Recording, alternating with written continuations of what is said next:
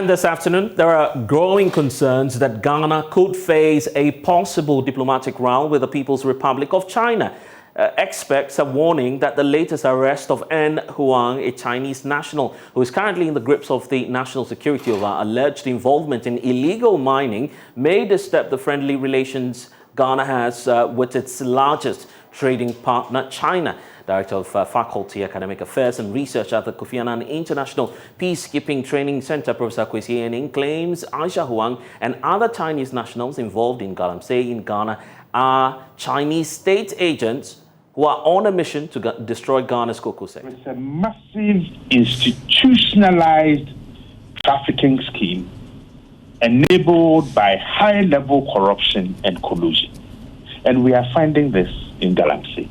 In the Rosewood criminal enterprise, the Chinese merchant involved, or the state agent involved, is Huang Yangfeng, also known as Helena Wang. So what we are looking at is that this thing, one dynasty, these criminal enterprises are not just by ordinary people. These are state agents who are almost untouchable. Because if we go back to the 2017-2018 escape of Aisha Wang, and the argument that she has been released because we were looking for the Sino-Hydro loan, and that where she should be to be prosecuted, it could affect the loan, then Aisha is not an ordinary Chinese gangster. She's an agent of the state. She's a spy. And her expertise is in economic warfare, deliberately destroying our environment and our water bodies through Galamsey, so that the cyanide and the mercury will go through our underground water, come through the food chain, and destroy the cocoa crop. And we know that Japan in particular, that loved our cocoa beans, is now disturbed because they found traces of chemicals in our cocoa beans. So we need to elevate this conversation over and above, ordinary people stealing excavators. Those who facilitate this are engaging in a treasonable offense, because this is about the survival of Ghana, and we need to elevate this conversation and these crimes to an existential threat. Because in the history of this world, and I said this yesterday, do a people who are not going to war deliberately allow their water bodies to be destroyed? Aided by their own military. Anyway. Aided by their military, their police, and individuals who are put into positions of trust to protect the state's resources for generations yet unborn. Meanwhile, there are varied accounts of how Aisha Huang made her way into the country. The foreign national is also in possession of a national identity card. Well, the National Identification Authority has been responding to some of these concerns.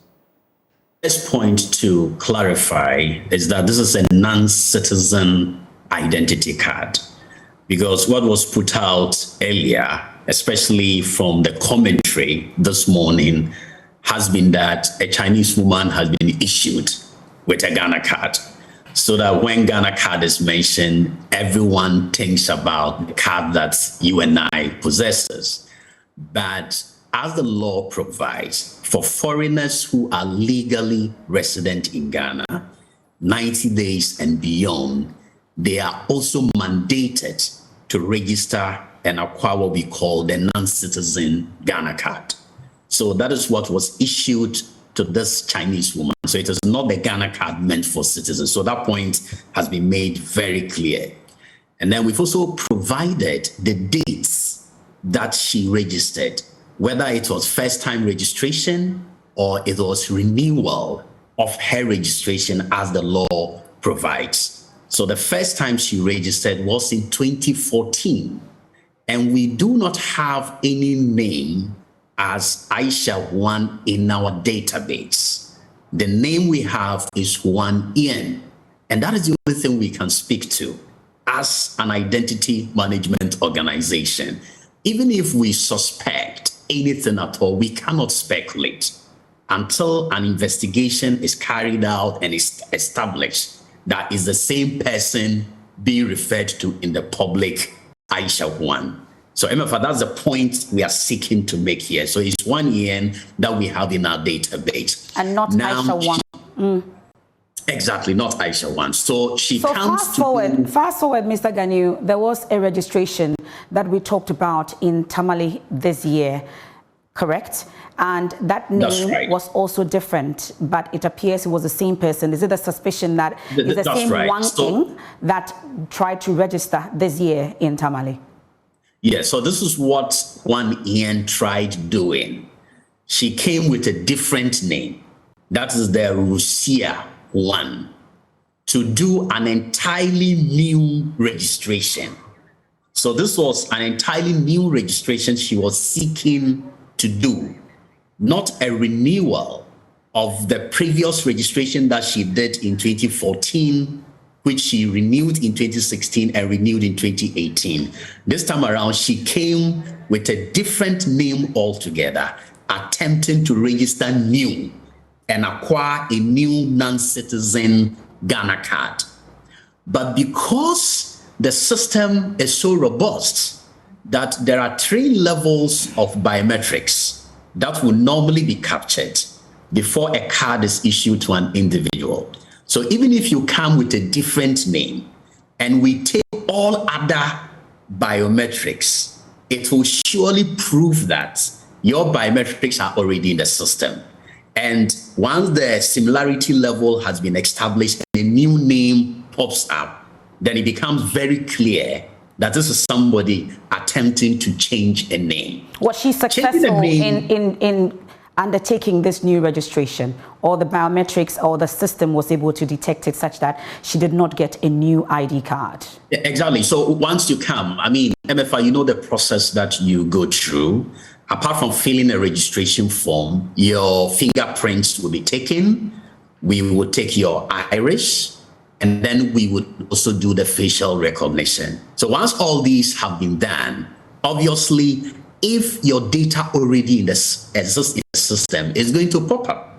And once it pops up with a different name that you have given, because your name must also be unique and just cannot be changed arbitrarily. In fact, name can be changed. It is not illegal to change a name, but you must support that with a relevant document. Was she able to support it with a relevant document when you raised the red flag? So she couldn't support that with an affidavit and with a gazette. So in that sense, the registration couldn't go through. And was there any alert of any sort to security agencies knowing that this is a foreigner who had attempted to do this twice? Did you raise any alerts for the NIA such that the security agencies were alerted? The officers certainly could not have detected that. I mean, from where I sit, if somebody comes to my office and I know that Aisha Juan is the one being talked about, probably I've never seen her, I don't even know her picture, to do what we call an ocular inspection. So the person comes to give me a name other than the name that has been mentioned or bandied about. Obviously, the officer wouldn't know. So nothing happens to such persons who attempt to do this process or register a Ghana card twice. Nothing happens. No sanctions at all. If you attempt to do that fraudulently, and the law establishes fraudulent in that regard, obviously the law would be able to deal with you. And those are the investigations that are currently going. Abdul Ganiu there, Corporate Affairs Director for the National Identification Authority. So that's their side of the story. But now here we are today with a possible diplomatic row between the Republic of Ghana and China, following revelations that these individuals may be working on behalf of the foreign government. So how do we avert this? Joining me in studio now is Horace Ni Ayi Ankra, Ghana's former ambassador to the People's Republic of China. Such a pleasure to have you in studio, sir.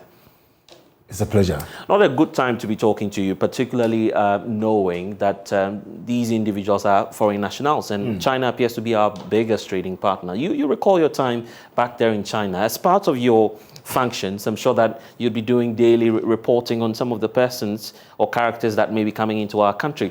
Did the name Aisha Huang or N Huang ever come up in any of those diplomatic reports? No, nothing of that nature actually came to my desk. I heard about this lady through the news when she was arrested and deported. So for me, I believe that an individual cannot and should not be able to do anything at all that should jeopardize the relationship between two sovereign states. It's a give and take kind of situation. It's a win-win kind of situation in between two countries. So we have what we have with China. China has what they have with us. And I don't believe that this lady is the lady who is going to actually jeopardize the good relationship that we have with China. At the time the issue came up, we've heard from the likes of the senior minister, Yao Safumafo, who says, well, you know, we're asking for funds from China. After all, there won't be any benefit if we put her behind bars. So deport her, let us go ahead with our negotiations with the Republic of China. And then here we are today, finding out that she's back in the country. So how do we handle this? What's your opinion on it in terms of how we could avert that possible route? Because she's been out of the country already. Our hopes were that she wouldn't return. Here she is today.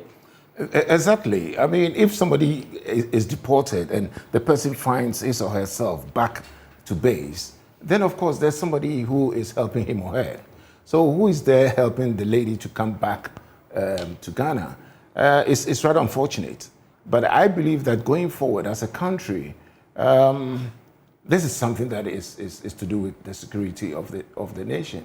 Going forward as a country, we should actually have a system, have an institution. Let's build strong institutions whereby these things are easily detected. This individual is in the country. I was just listening to the lady, the gentleman from the NI. Yeah. Yes, that what he said is okay, but then it is not about the name. Yeah, there's something unique about everything. Fingerprints, your iris, stuff like that. So as soon as we have a system or a machine that can detect that, oh, this is actually Horace Sankare's fingerprints, his iris, his whatever, but it's only the name that has changed. Bam. We should have triggered that. You arrest the person. This is a deportee. We were not able to prosecute her when she was in the country at the time. Looking at the conditions and claims that she's a very powerful individual. An individual that is more powerful than the country Ghana, or we have actually made an individual so powerful. What's your suspicion on that? I suspect that it's simply individuals who are actually undermining probably the system to enrich themselves.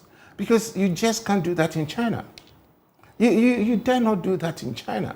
The Chinese wouldn't even allow you to actually bribe him or her to get or do whatever you want to do. Right.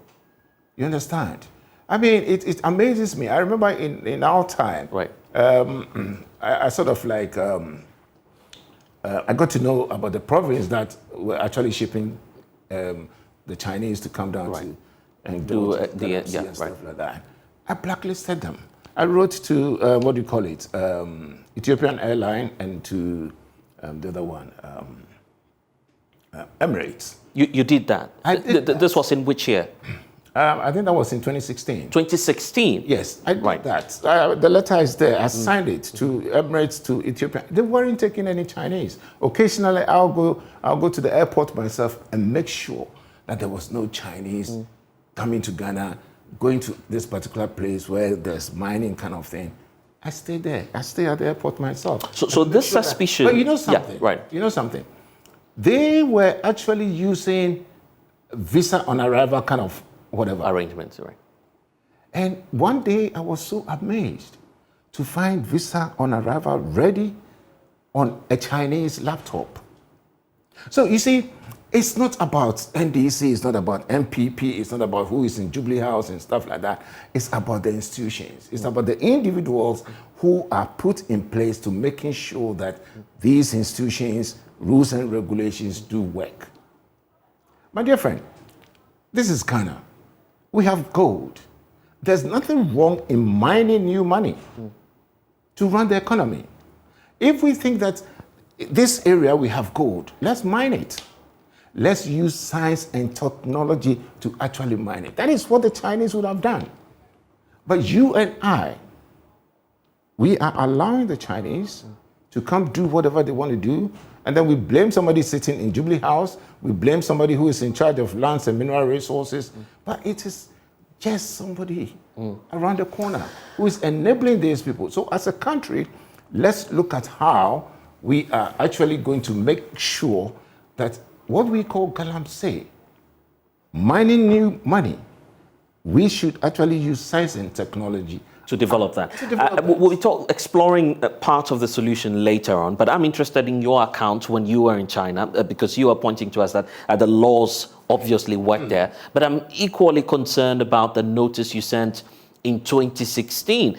It appears that this did not start now, and part of the reasons why you may have issued that report is that you find a certain illicit flow of persons from China into the country. Tell us about that, and what report did you send, and why are we not acting on that as part of the intelligence? Well, it's a very good question. Right. Why are we not acting on that? But that is why I was sent there, to protect Ghana, to protect the Ghanaian out there. So if I see something like that, I will put a stop to that. But the details, what was the content at the time? Well, we realized that, and I've forgotten the name of the province. We realized that most of the people who actually come to Ghana from China, ending up in Galamsey, are coming from a particular area per our investigation, which obviously not good on air. No, right. Okay. You understand? Per our investigation. So what do? You just blacklist them, because their first port of call will be the embassy in an attempt to acquire a visa. Okay. Now, you are not getting it if you're from that province. Right. 2, you can only enter Ghana then, you're saying what? Visa on arrival. Right. Visa on arrival, I don't have any authority over that. It is the immigration department here. So if you have 2 people, one from China, one from the immigration department here, you feel there may be a cartel? Yes. Because you discovered, as you're pointing out, an already prepared document on one of the laptops. Tell us about that story as well. On one of the laptops. And I was able to ask Ethiopian Airlines not to actually take that particular individual to Ghana. It is not an individual who is going to destroy the good relationship between the 2 countries. It is my duty then to protect Ghana. And that is exactly what I did. And nobody else could actually come to the embassy and say, hey, why did you do that? Or nobody is going to say, look, you did that because of A, B, C, D, so we are not going to give you this sort of money for this sort of development and stuff like that. So it's about time that we even change the whole paradigm shift so that we don't even be thinking that way, that a woman called Aisha Wang could actually, disturb the relationship between. If we are self-sufficient, do you think we would even bother about that? That's an interesting point you're raising, because at the time government decided to deport her, we were negotiating, for instance, for the Sino-Hydro arrangement. The belief was, we don't have the courage to go ahead and prosecute her at the time you are, in fact, entering some negotiations with our foreign counterparts. But given the circumstance and the situation in which we find ourselves now, do you believe that diplomatically speaking, and you've been there before, you've engaged the Chinese nationals, would they allow us to freely go ahead and prosecute these individuals if indeed they are working in the interest of the state? Whether they allow us or not, once a country, a sovereign state like Ghana, you have actually gotten this person as doing something bad in your country, arrest the person, let the person face the law. If the person is supposed to be jailed, jail the person. It's as simple as ABC. You see, and that is how the Chinese operate. So why do we even think that, it's going to be at the national level? Play it on the lower level. You've come, you've broken the law, and so be it. I'll give you an interesting story. Right. A student in China, slapped the bum of a lady. In China, a fellow student. Right. And the student reported the Ghanaian student. He was arrested, given a year jail, jail sentence, I did everything that I could. Everything that I could. Do you know what I was told? I was saying that, oh, Charlie, as for us in Ghana, bam, like that. It's a normal thing, It's right? Not, yeah. I mean, students. Yeah, it's not supposed to be normal, but we made it normal. Well, we've made it normal. Yeah, I get your point. Yeah, you see, I was being told that the guy did that on purpose. If it wasn't on purpose, why did the guy say sorry? Can you imagine? The guy is apologizing. And you are saying that he apologized because he knew that he had done something wrong. Exactly. You see, these flimsy things would not and will never actually jeopardize the relationship between two countries. That trade, that benefit from each other. You understand? So we should put that fear aside. And if the lady has been able to enter Ghana, let's find who actually brought the lady. Let's find who actually got her the card, whether it's a non-Ghanaian card or whatever the card is. Arrest them, punish them. Let them face the law. And that is what we fail to do, so that anybody does everything. And then we say, oh, it's the gentleman sitting at Horace, there's this perception about the Chinese and illegal mining. We'll talk about whether or not it's realistic to be, drawing some links to that, because anytime we're talking about foreign nationals and involvement in illegal mining, we're very quick to point to the Chinese. That's what we do very often. We'll touch on that. But then I would go back to the 2016 notice you gave, because it's very crucial to our conversation. The belief is, if you had given the notice at the time and were to effectively deal with the recommendations, would not be where we are today, because the concern is we have some sort of a cartel dealing in that illicit flow of Chinese nationals into our country. As part of the solutions that you recommended then, what were you calling for? That we outrightly check persons who come into this country from China? Exactly. And make sure that this visa on arrival is stopped. You recommended that in 2016? Yes. Make sure that it is stopped.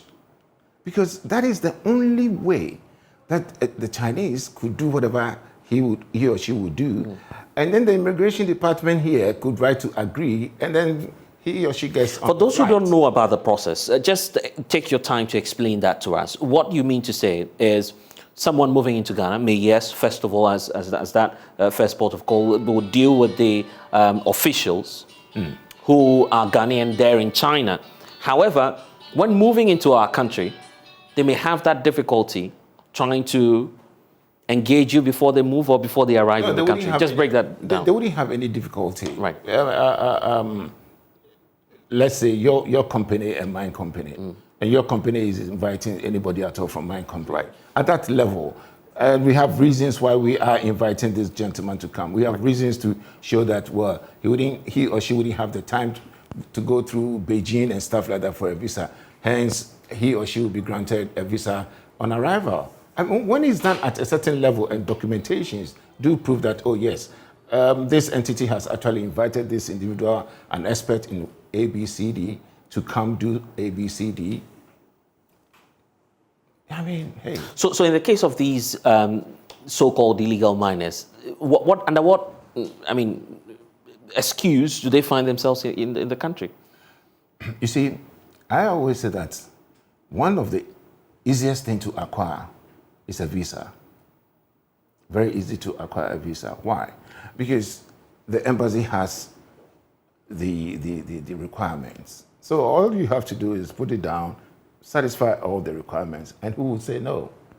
2 pictures, this, fill the form, show this account, blah, blah. Who will say no? It's the easiest thing to do. But then, it is left to our institutions back home to actually identify that particular person and find out what he or she is coming in to do. So we need to build strong institutions. We need to have people who are actually concerned about what people are coming in to do. Now, for example, this non-Ghanaian whatever card the NI she is having. Compare that to even the diplomat in China. Do you know that they renew our visas annually? Every year? Every year. So it's not about you've been sent to China for 4 years, so bam, you have 4-year visa, you are ambassador. Free to stay. No. Every year, so that they can kick you out at any time. You understand? So let us be bold as a country. Let us be bold and take certain decisions so that at the end of the day, other nationals will respect our country. Okay, the issue about stereotyping Chinese nationals in Ghana, is that of concern to you as well?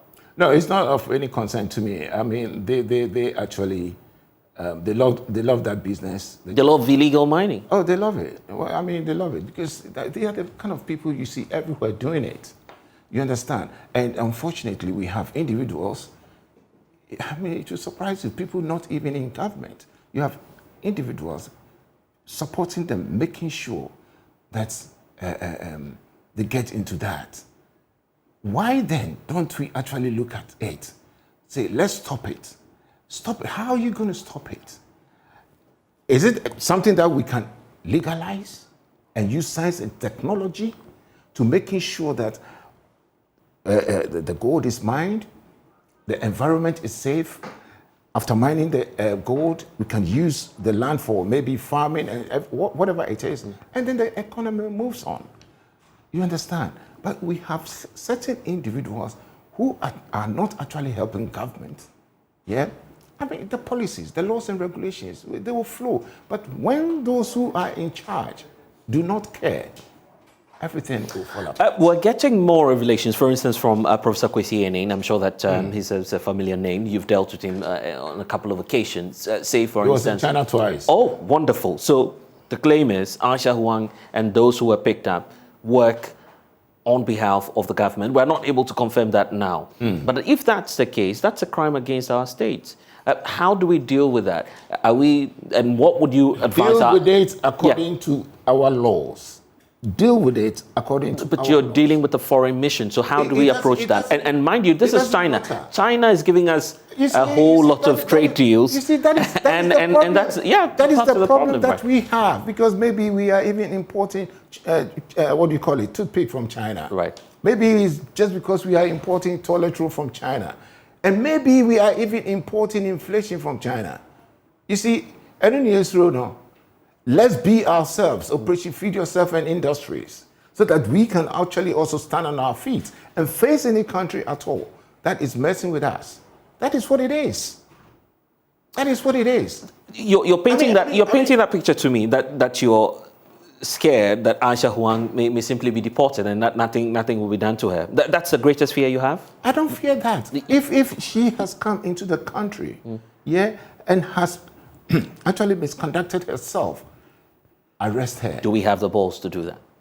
Oh, Charlie, give that to Sankara. No. I'm not kidding you. Right. What I am saying is that we have to have leaders who have to be bold in taking certain decisions and forget about, Charlie, China would not stop what they get from here because of an individual. Not at all. They wouldn't. So why do you have to fear when the person has actually... Do they fear that they will not get the cassava that they get here, they do not get the plantain that they get here and stuff like that because they imprisoned a student in China? They don't fear that.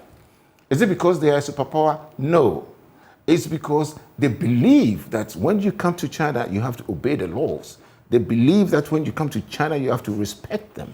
They believe that whatever the Chinese is looking at, that anybody at all from any other place coming to do is done right. We have to do the same. Let's talk about the way forward. First, some are suggesting a complete ban on the visa on arrival arrangement.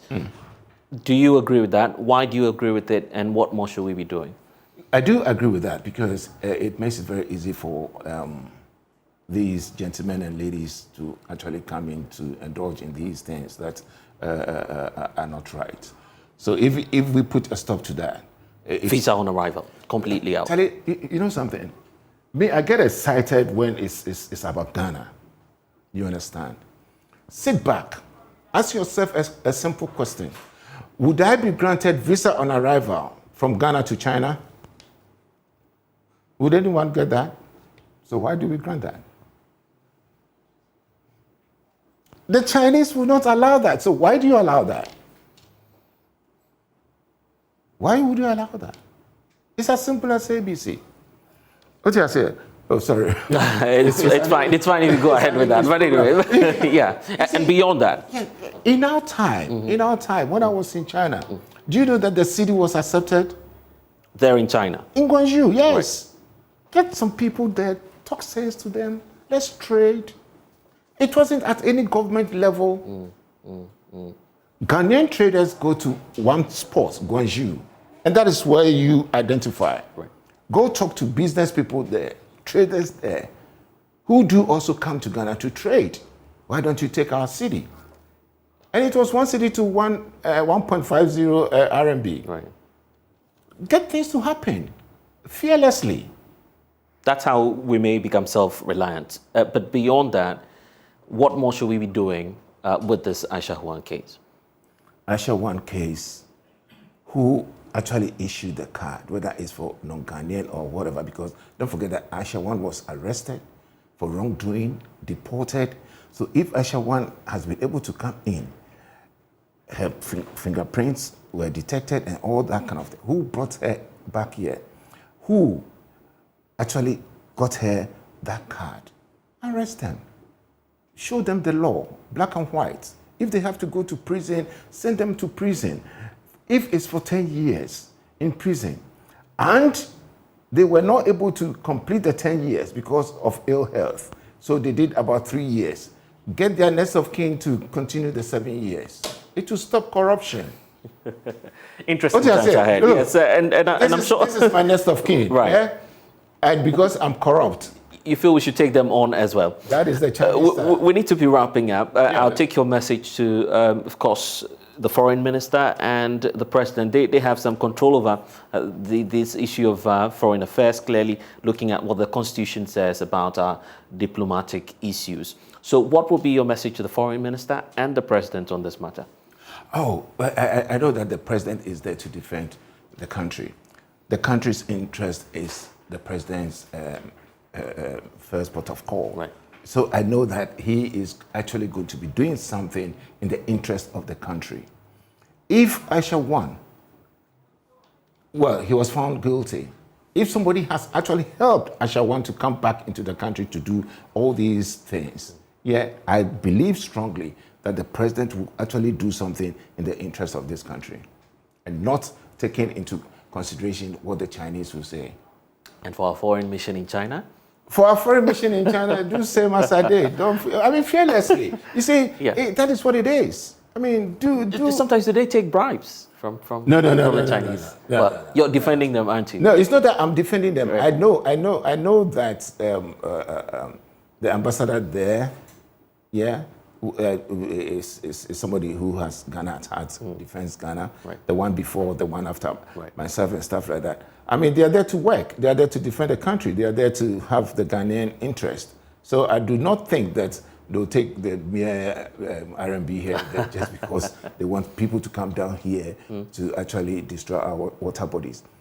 Those that have to be checked and checked properly are those of us here in this country. Those of us here in this country. Recently, I was driving to Wasa, and I saw a Chinese walking. And I was like, Jesus Christ, where is this guy going? In the middle of nowhere. Right. But he knows where he was. Are you getting me? They are so comfortable. In fact, they know Ghana more than we do. They know Ghana more than we do. You understand? So let's make sure. And I believe in the president. I believe in the foreign minister. And I also think that Ghana as a country should be looking at how best we can mine new money to push the economy forward using science and technology, making sure that we don't see these things, but rather, even when the gold is mined, the land there could actually be turned into something else. I'm grateful for your time here on The Pulse. That's Horace Ankrah, former ambassador of Ghana to China. This afternoon,